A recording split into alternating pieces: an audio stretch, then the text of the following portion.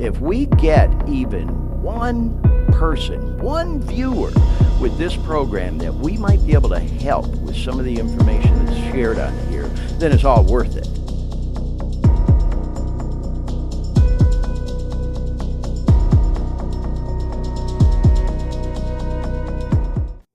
Hey everyone, Glenn Victor here. Welcome to the Dare Me podcast, Season 2, Episode 2. So excited for tonight's edition of the show. We have got a really cool special guest, Dr. Marc Scharfman, who will be bringing on shortly to talk about a variety of things, including his Headache Institute and dealing with pain management without narcotics. It'll be a fascinating conversation to be sure, but Marc is also a very eclectic man, just like yours truly, and just as much of a music fan, if not more, so we're going to talk with him about that stuff too, and some other fun stuff. We've got a couple of stories that we'll be talking about as well in the opioid crisis in the news segment of the show. That'll be coming up on the back end. So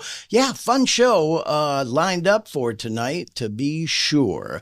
Right now, we're going to bring in our co-host and producer, Dean Baker. We are here at the PFX Digital Media Studios. How are you this week, Dean? Well, hey there, Glenn. It's good to be back. And, any day that you're walking upright and using your legs and your breath and your heart, you're batting 1,000 as far as I'm concerned. Well, you already know I say it all the time, brother. I feel like I'm living on borrowed time, so I do know what you mean. And that's a great segue into just a brief introduction to the show. If somebody's new to the program, stumbled across our stuff, what's this Dare Me podcast all about? And what's this they have in the description about helping people kick opioids? Well, that is what the show is all about, trying to help people who may be struggling like I was when I was hooked on opioid pain medication for 9 years.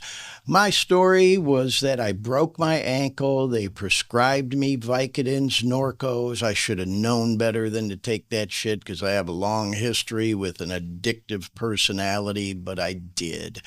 I justified it. I was in pain. The doctors did prescribe it, and man, did it work.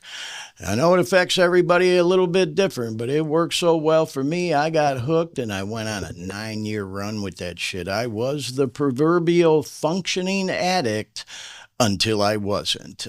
It worked great until it didn't anymore. And especially those last couple of years, I really couldn't function anymore, and it almost killed me. And it's still killing thousands of people every single week, month, year. We talked a little bit about it on our first edition of Season 2, that although the numbers have come down, it is still horrific.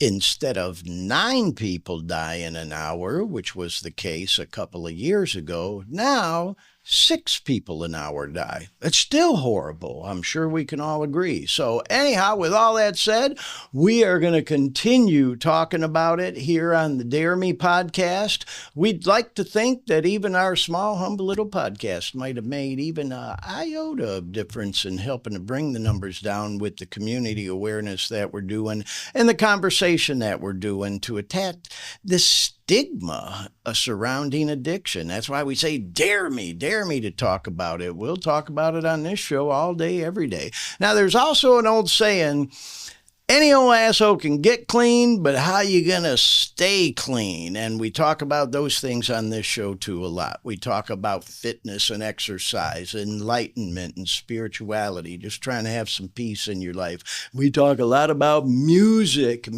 therapy, because it really is a deep topic. We listen to music, gets the endorphins flowing, gets the dopamine flowing, the adrenaline flowing. And so I say all the time, for people working on kicking dope. If you're a person who came across our show and you're struggling, embrace the music. It'll help you get through those long nights when you're kicking and going through withdrawals. So with all that said, what are you going to do to stay clean? Hopefully practice some of those things we just talked about, trying to be healthy and practice fitness and exercise. Have some music therapy in your life. Work on some peace, maybe through yoga, enlightenment, spirituality. However, what are you going to do if you do legit have pain issues? And you don't want to be taking narcotics? Well, that is one of the reasons I am so excited to bring our guest on right now. Let's have a nice round of applause for Dr. Marc Scharfman. There he is. Hey, Marc, thanks so much for being on the show, brother. Thank you. Well, I appreciate your patience as I ran my mouth in that long introduction to what the show's all about. But we try to do that at least for a little bit every show because although we have regular viewers and listeners, we get new people every week. And that's kind of our hope with this show. We love having people who've been around the block in life and recovery in general. We also like that people are up sometimes at 3 o'clock in the morning looking for answers on dealing with different things they're struggling with in their life. And those are the people we really hope to get to as well. And so with all that said, we definitely want to talk about your Headache Institute and things to that nature. But I thought it might be fun, Marc, to talk just a little bit about how long we've known each other. Do you remember this photograph right here? I do. Yeah, this is going back to 2013, but that's how we met. I used to have pool parties and holiday parties at the house up in Wekiva, and I was so glad you and Nancy came by and got to meet you. I think we have another photo of you guys at a pool party we did there too. Let's see if we can find that next photo. Yep, sure enough, there you guys are. So yeah, we go back a few years, you know, because we knew each other for a little while even before that. So absolutely, we go back, you know, probably about 15 years. And so it occurred to me when I was driving here to the studio today, what a small world it is, because here we are in these photos in Orlando, and let's go ahead to the next photo, Dean. Both of us were on vacation out on the West Coast, not knowing each other was going to be there at the same time, and we bump into each other in Los Angeles, California. And you, of course, were out there for the Rock and Roll Hall of Fame show, right? Yes. Yeah. And I guess you like going to that thing every year, right? Yes, it's so exciting to be able to relive my childhood with the music I grew up on and experience the fun and the event. Yeah. Well, that photo that we just had up there, when we first bumped into each other, you invited me to lunch, and we go to this historic hotel. What was it called? The Biltmore, right? The Biltmore Hotel. Biltmore, that's right. There for probably 100 years now. Uh-huh. The first Academy Awards That's held what there. I was going to say, yeah. They still film many movies there, and it's a great central location. We had a ball, and we had a great lunch, and so anyway, we're sitting at lunch and we're sharing stories. You had asked me why I was in town, and I was there for an album release party for one of my favorite young rock stars, this girl, Benny. Stella Bennett's her name. They gave her the stage name Benny. And so the day we bumped into each other, you were going to another show you invited me to. What was that? If I can think of who that was. It was kind of like a Rock and Roll Hall of Yes. Fame sideshow, how Yes, they it do was like about those 50 Coachella miles away. sideshows. Yeah. And we'll see if it comes to mind. Yeah, okay. I know both of us are having trouble remembering. That's funny. But anyway, so you invited me to that one, and I said, well, no, I can't miss Benny, man. So I ended up going to that show that night, and you went to yours. But then Yes. the next night, you like just made my week, my month, my day, my year, and literally checked something off my bucket list and invited me to attend the Rock and Roll Hall of Fame induction ceremony show with you. And Dean, if you would, let's show that picture of Mark and I. There we are inside the historic Peacock Theater at the Rock and Roll Hall of Fame. And it was amazing. Oh my gosh, man. And they inducted some great artists at that show too, you know. So who was your favorite performer at that one, Mark? Bad Company. Yeah, that was the one I wanted to see. Well, since you mentioned it, if you recall, we're, both getting ready for the show, and we drove separately. So Yes. we're milling around out front, trying to find each other and all. And so I after Mark invited me, y'all, we went our separate ways to get ready and everything. And so it occurred to me, I'm like, well, damn, man, what are you wearing, Mark? I texted him, and he's like, oh, I'm gonna be all glitzy, and I'm like, all right, bro, well, I'm gonna go for the rock and roll glam look, and I got my guy lying around. I had the Ozzy eyes going on, and the whole rock star thing, and I'm standing out there with my black tank, and all of a sudden these reporters come up to me. There were 3 of them.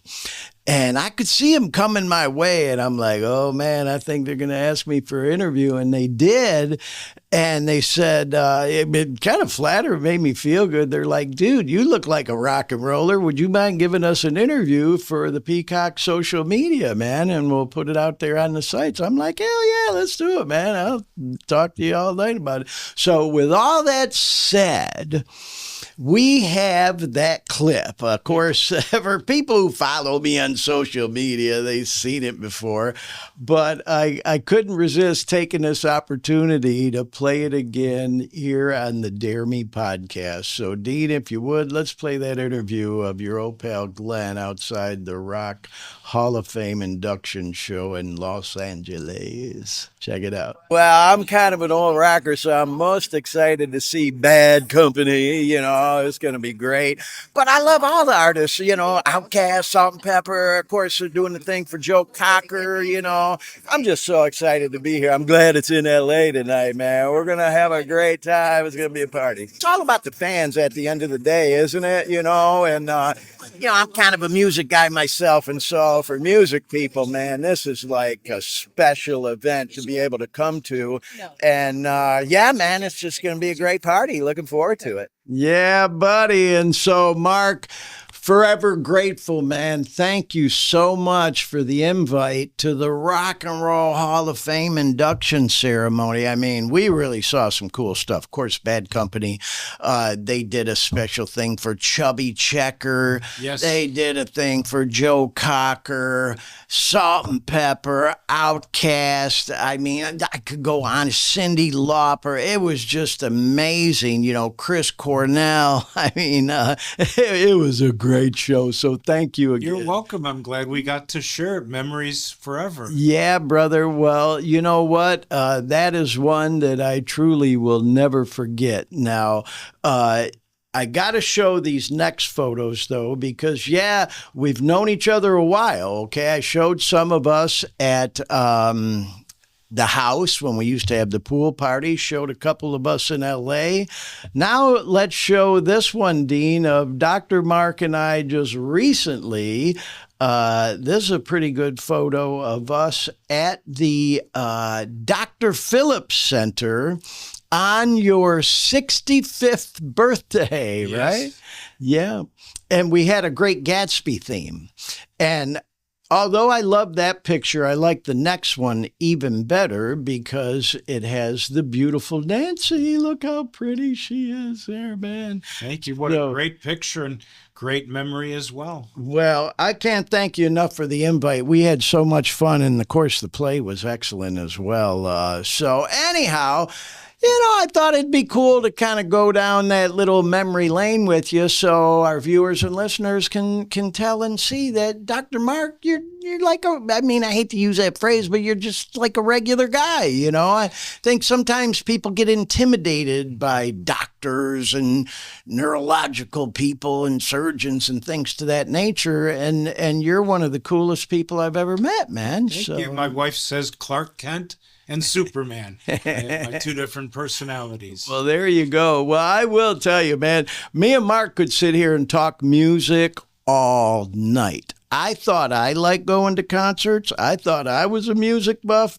not like this guy. I really want to talk to you about the Headache Institute. But I got to ask, how many concerts approximately do you think you've been to in your life? Because it's got to be a lot. Have you ever thought about it? So 1974, my first concert was at Northwestern McGaw Hall. Ian Anderson, Jethro Tull. Jethro Tull, yeah. 1977, lucky enough to see Led Zeppelin. Oh, wow. So if we estimate 20 shows for 50 years, it's 1,000 shows. Wow. And, you mentioned a couple of the groups there, Yes. So is there any show out of all of them that like really sticks out? Like, oh, that was the show, man. Yes. And it's a more recent one. I was at a show by Joe Bonamassa. Oh, yeah. And the entire audience was just involved, and he was living off crazy of it. Guitar player. And he put on a show. I get the chills. So that is the most memorable one of how entertaining and how talented he was. Yeah. Well, I just love following your stuff. If you haven't, follow Dr. Marc Scharfman on social medias because Marc posts a lot of photos and videos of all of his adventures. And man, it's just so cool if you can't make a show and you get to see some of the clips from some of the artists. And then, man, you got this thing down to a science about how to get the guitar pick and the song list. What's your secret, bro? The secret is my wife, Nancy. Okay. She said you have to say please. Yes. Everybody else is screaming at them. If you go, please, may I have a guitar pick? Please, may I have a set list? Yes. They come right to you and they say, thank you for not yelling at us. Isn't there a lot to be said for just good old-fashioned manners? Yeah, man. How cool is that? So, yeah, if you follow Dr. Marc on his socials, you'll see I'm not BSing. Every show he goes to, just about, he manages to get a guitar pick and the song list, you know? So, well, Marc, thank you so much for indulging me on, like I said, that kind of trip down memory lane and all, but I thought it'd be fun to do that, and again, with the idea in mind that, I want our listeners and viewers to know that, you're a very approachable, regular guy, so to speak, that, we're going to talk about some, serious and frank issues with right now. So, as I mentioned, my understanding, and please correct me if I'm wrong, because I only know so much about your practice, is that you work with people on pain management, specifically headaches, hence the Headache Institute. Yes. But your whole approach is non-narcotics. Is that correct? And tell us more about that. Yes. So even on my front door, it says no narcotics. Right. So I've always run a non-addictive, non-narcotic practice. Headaches are very disabling.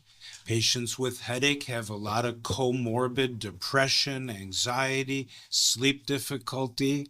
So 4 different steps to treating headache. First is to find out, is there a reason or a cause? Second step at my office is non-drug treatments. I have licensed mental health counselors to look for underlying depression and anxiety. Many people with chronic pain have a history of trauma or sexual abuse, so we try to explore why are they in chronic pain. And then I utilize non-addictive, non-sedating, non-narcotic medicines that have been studied to be effective for headache.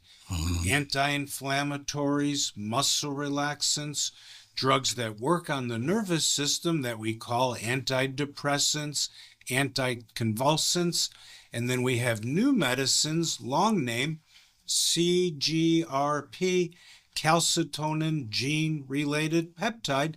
These medicines block that receptor, no serious side effects, and they improve quality of life. I've had patients that were on disability, back to work, patients that were depressed, not working, not socializing, back to work. So each patient that comes in, history exam, what's wrong? At times we do tests, CAT scan of the brain, MRI of the brain, check the function of the brain, check blood work, but most times we don't find an underlying cause for headache except they're born with this chemical dysfunction. The same for addiction. People are born with receptors in the brain that can never get enough. And how do we get over chronic pain or addiction? Therapy, at times medications, prayer, meditation, 12-step programs.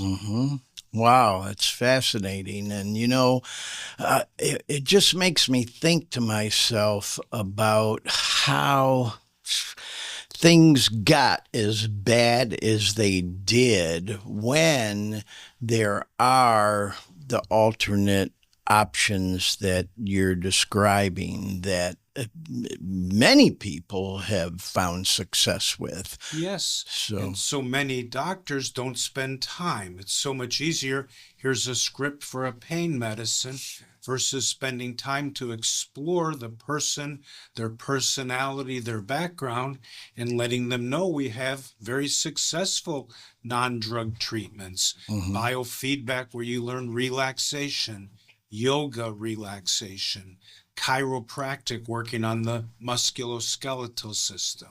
Yeah. So I just have to ask, Mark, just because I guess my cynical mind and thinking, and also because of some of my own past behavior, do you get people that come in that you suspect are trying to score some narcotics, even though you have the sign you said on the door you don't do? People do go doctor shop. Have you run into that kind of stuff? Yes, the most common is they portray that they can't remember the name and they start trying to say things like Hydro or Vico, I just can't think of the name. Yeah. And then all of a sudden, it's Vicodin, and that's what I need. And I go, I understand that that's helped you, but when we look at the science, there's never been a study that it helps headache. Right. Actually, we found the more you take of a pain medicine, it makes the headache worse. Wow. But we have found if you practice diet, exercise, relaxation, and utilize medicines that block the receptors, we can improve your quality of life. Well, you know what? You just said something, Mark, that made me think to ask the question, what is, if you could narrow it down, the most important life adjustment, life change that the average person could make who struggles with headaches? Is it dietary? Is it a weight issue? Is it genetic? Is it something other than that? Yes. What? So multifactorial, the best is you want a good sleep-wake cycle. So you want to be very regimented, that you wake up a certain time, go to sleep at a certain time. That exercise increases these chemicals that are felt to be decreased, serotonin, norepinephrine. Your diet you want to pay attention to. Don't skip meals. So diet, exercise, relaxation are all very important. I tell patients the next medicine's never going to cure you. You have to have some type of non-drug treatment. Well, diet is the one that I think about the most because for me, I made some very deliberate changes to the way I eat and changes to my relationship with food. And the biggest change for me was putting the sugar down. Now, I still like having my sweet treat every now and then, like anybody else. I'll also say, and you being a doctor know better than I've read things that sugar can be as addictive as cocaine for some people that, brain scans show it ignites the same area of the brain, to use that term, correct, as cocaine does. And so I'll tell you what, I was one of them people. I was drinking those Starbucks iced venti caramel macchiatos with the extra drizzle for shizzle my nizzle, Yes. And when I finally decided to start, really paying closer attention to my diet and eat and cutting the sugar, my son, who says hello, by the way, my son G, Yes. he knew I was going to see you. I'll never forget him saying to me, being my fitness coach, Dad, would you rather eat your calories or drink your calories? Well, of course, I'd rather be able to eat them if I'm trying to watch my weight than drinking, 60 grams of sugar in one, of those. So I had to cut those out. Kind of got off topic a little bit, but I guess where I was going with that, Mark, is when it comes to dietary changes, what comes to mind that is like the biggest thing people can change? I know, we hear all the time, stay away from processed foods and all that other stuff. But if you were to tell us just like one or two things, what would you say? Not too much caffeine as far as for headache. If you have more than one caffeinated beverage per day, constricts the blood vessels, then the blood vessels dilate when it wears off, similar to a hangover, the alcohol dilation. So reduce your caffeinated beverages. They found smoked meats, smoked cheeses also can influence that, so you try to not have. Okay, I gotta ask you about that. Now, it is interesting, by the way, about the caffeine, because I think most of us have all heard that if you drink caffeine regularly but decide to cut back or try to, put it down for a while, that you're going to get a caffeine withdrawal headache. Yes. So I thought it was interesting that you said, hey, after you've had one caffeinated beverage, that's enough, where someone might get a headache and think it's because they haven't had enough caffeine, so then they start drinking more, right? Correct. So you tried one per day. Coca-Cola was actually invented by a pharmacist as a treatment for headache. Yeah, right. Wow. So the caffeine definitely can be a tricky one for, a lot of people. That is one that, we're, big coffee drinkers here in the States. And of course they love drinking tea overseas. So people do love their caffeine. Yep. But, the sugar, I think, too, when you, decide to put sugar down or really cut back, can give you headaches as well. Yes. Would you agree? Yes.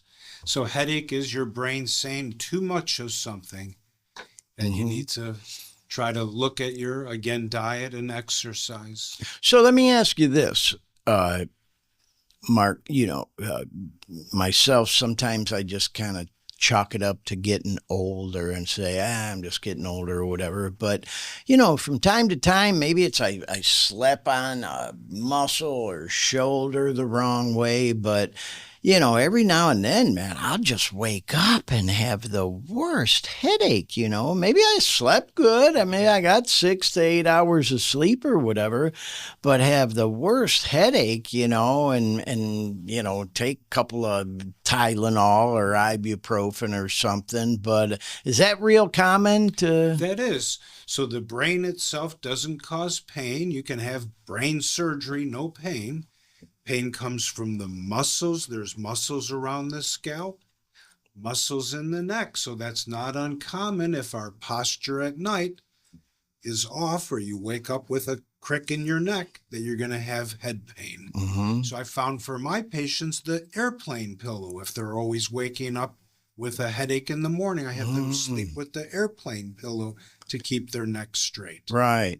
So what about the sleep apnea thing we hear about a lot? I tell you, I just can't imagine having to sleep with one of those, what do they call the CPAP machine? The noise, I think, would drive me crazy, but that's a big cause of people getting headaches too, right? Headache, heart disease, lung disease.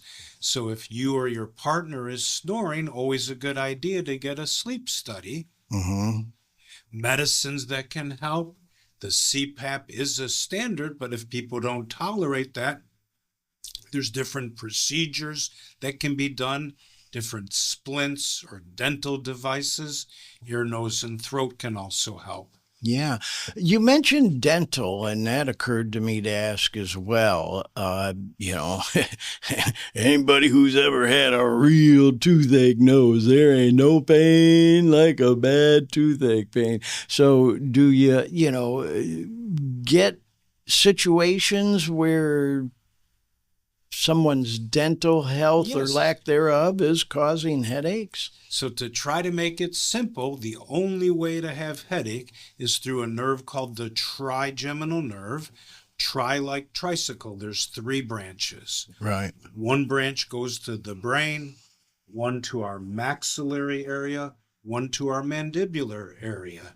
If we think of it as a bucket, if we have some dental causes, TMJ, some stress from our neck, filling up a bucket, all of a sudden it overflows, and that's headache. So all my patients, I mentioned I look for a reason or a cause. We do an exam. Sometimes we have to consult the eye doctor, the ear doctor, the dentist to look for a contributing factor. Right. Well, that's one of the things I really wanted to talk to you about this for, is because, first learning about your practice, it became clear to me real fast that, like you said, you're not just there writing another script. And I know, I don't want to sound mean or evil toward doctors, surgeons, there's also that saying that that's what they know. That's what they were taught to do, treat people's pain. And how do they treat their pain? They write them a script. You're doing so much more than that, and I think that's a wonderful thing, Mark. Thank you. This program is geared toward trying to help people who, for whatever reason, got addicted to opioids or any other drug for that matter.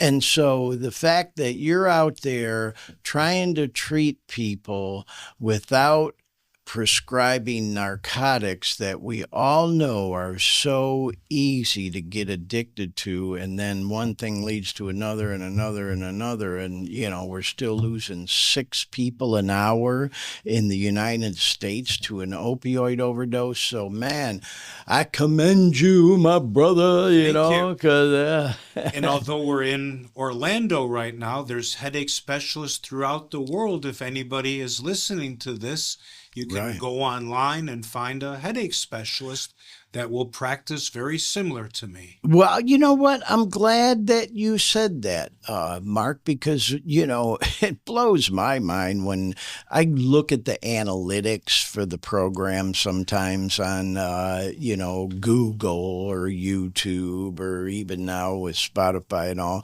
and we get viewers and listeners from all these other parts of the world, Canada, the UK, people in Japan. It's just mind-blowing. brain. And it goes to show that, this problem of opioid addiction, substance abuse disorder, treating pain, headache specifically, without having to, resort to narcotics is a great topic of conversation. So I appreciate you being on the program with us today. Thank you. I've appreciated it. Yeah. Well, you know what, Mark? We're going to move into the news. Okay. And if it's all the same to you, why don't you stick around? Because we're just going to do a couple stories, because I'd be curious to get your take on the things we talk about in the news today, because we always try to keep our fingers on the pulse of the opioid crisis in the news, and there's never a lack of stories or information to talk about. So it is time now to talk about the opioid crisis in the news. Just a couple of stories we're going to talk about this week, and Dr. Marc Scharfman is here with us. We're going to get your perspective on these too, if you don't mind, Mark. Now, this first story you may have heard about. It just blows my mind.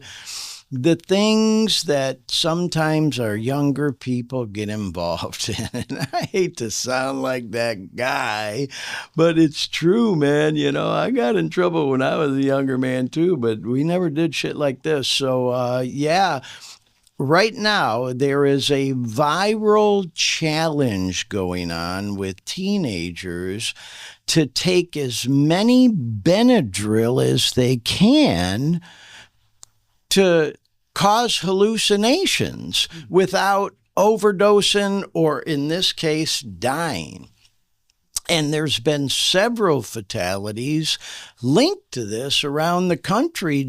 We've heard mainly, I'd say, in the past few weeks to month or so. Did you hear about this viral challenge at all yourself, Mark? Yes, it comes across on our medical news, and the Tide Challenge, the Benadryl Challenge. The Tide Challenge. Because of the internet, it spreads, and very dangerous. Benadryl, an antihistamine, is going to slow our brain, our breathing down, and taking enough, you stop breathing. Yeah. Well, I read something in, that article we showed, of course, mainly just the headline, and for 12 and under, they said the most a person should take in a 24-hour period is 6. For 12 and over, the most in a 24-hour period. Yes. 12. Apparently, this girl that we just read about in that headline, if you read later into the article, took 12 at once. 12 Benadryl all at one time. Man, it just fucking blows my mind, and hey, Glenn, I gotta chime in here. And now isn't Benadryl isn't that on one of those kind of watch lists for the pharmacy that you can't buy too much of that because you can isn't Benadryl what you can make other drugs out of that, Well, I'm not so sure about Benadryl. I know that with the antihistamine, they put restrictions on it for people making methamphetamine. Right. But I don't know, quite frankly, if there is any restriction on Benadryl. I'm not sure if either. Yeah. Huh. Okay. Yeah, I just... Man, this is a new one. Wow. Yeah, it's crazy. It's just, man, oh man, all I can think to myself is just, we got to keep talking to our kids. Got to talk to them, talk to them till we're blue in the face. That, man, it's not to be played with. So anyway, appreciate your input on that one, Mark. Let's go to the next story. We got one more I thought we'd just talk about briefly before we wrap it up today. So this is a hot topic too. Got the whole Benadryl thing going on. However, been hearing more and more about this in the news the past several months. It is a concentrated version of the plant kratom. And it's called 7-O. And we've talked about kratom more times than I can remember on this show. We've done whole episodes for a couple hours about the pros and the cons of it and all that thing, all those things. At the end of the day, my opinion, although I try not to give too many on this show, but my stance on it, Dr. Mark, is that kratom can be a benefit to people looking to get through opiate withdrawals that don't want to take the traditional withdrawal medications like methadone or Suboxone or cold turkey for that matter. What I don't like is that it's being sold in the gas stations like the 7-O. The Kratom Association themselves are saying to the Fed, please come regulate us, because what a lot of states are doing is, I hate using the term, but I call it a knee jerk. They're just outlawing it altogether. That's it. It's outlawed in our state. No more. You can't buy it nowhere. When there's proven studies. We've talked about one from University of Florida on this show that talk about the benefits of kratom when it is regulated and administered properly. But now you've got these companies that are, making this stuff super potent and concentrated. And although it's not scientifically considered an opioid, it acts on the opioid receptors, basically tricking them into thinking you took an opioid, and people are getting hooked on it. So, yeah, man, it's a tough one. What's your feeling on that one, Dr. Mark? Yes, again, in our medical information that we get, that the state of Florida is trying to crack down on these illegal products. Yeah. Well, see, that's the thing with kratom and even 7-O. It's not illegal. And that's the big debate now, is because a lot of especially younger people that are using this stuff are getting hooked on it. There have been fatalities that have been tied to kratom use, although you'll get a lot of people on the other side say, well, they had kratom in their body, but we don't know for sure if that's what they died from. They also had this, that, and the other in their body too. So it's this ongoing debate. I don't think that it's going to go away until this stuff gets regulated. And even outlawing it is not the answer. We know that from marijuana and alcohol and everything else. You can outlaw something all day, every day, all you want. But if there's a demand, there will be a supply. And so I just like to see this 7-O and the kratom and those products get regulated. So people who can benefit from them can still access them, but not buying some dusty crap in a gas station that's been sitting there for God only knows how long, and certainly not selling it to kids. So anyhow, those are a couple stories that were in the news this week on the opioid and drug front, Dr. Mark. Like I said, we like to talk about a couple of stories at least each week. We're, monitoring the news every week when it comes to this topic. We're trying to keep our eye even on how all the settlement funds with all the big pharma companies in the Fed are being distributed, and hopefully being even just a little bit of a watchdog on that, to make sure it is going what it was intended to go into, what it was intended to help in the aftermath of this opioid crisis that we're still in. So with all that said, Dr. Mark, I again really appreciate you coming in today, talking to us about the things you did, giving people who have legit pain issues, headaches specifically, another option. So we should talk about that before we wrap up the show. If someone wants to contact you, what's the best way for them to do that? Thank you. So Our phone number is 407-644-3737. It carries with it 407 MIG Doctor for migraine doctor. So 407 MIG Doctor. There you go. Now, what about a website? Do you have Website, yes. www.headache-institute.com. And of course, we will put those links in the description for today's show.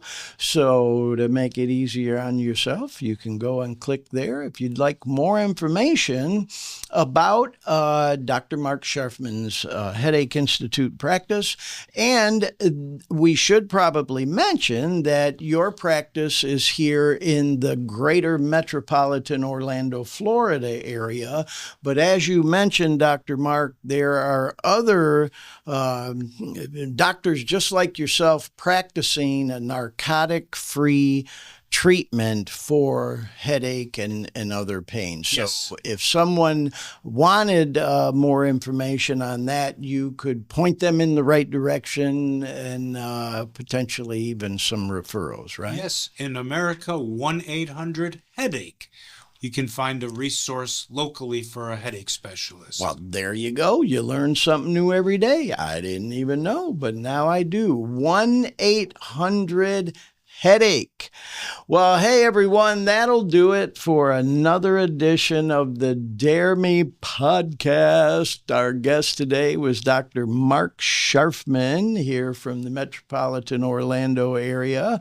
Dr. Marc and I go back a little ways. We were just figuring it out, probably close to 15 years now. Yes. And we have a mutual passion for music and traveling and good food. And I'm just so happy you were able to come in today and spend some time with us and share some great and valuable information for our viewers and listeners. So thanks again, Marc. Thank you. You're welcome. All right. And Dean, want to thank you for holding it down behind the scenes, that rock star Dean Baker here at the PFX Digital Media Podcast Studios. Anything you want to add, Dean, before we wrap it up? No, I'm definitely I'm really interested about the whole headaches, the headache treatment. I know I've got a friend who is suffering from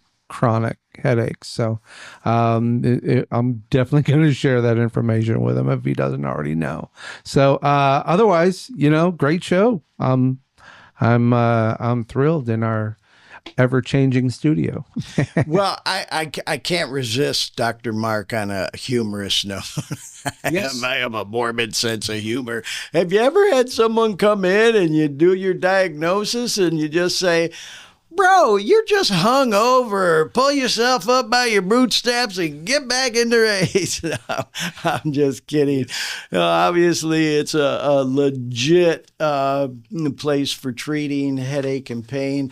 The Headache Institute, and again, we'll have those active links in the description for the show. I want to say thanks again to Dean Baker for holding it down and to Dr. Marc Scharfman for being our guest today on the Dare Me podcast. Until next time, everyone, so long.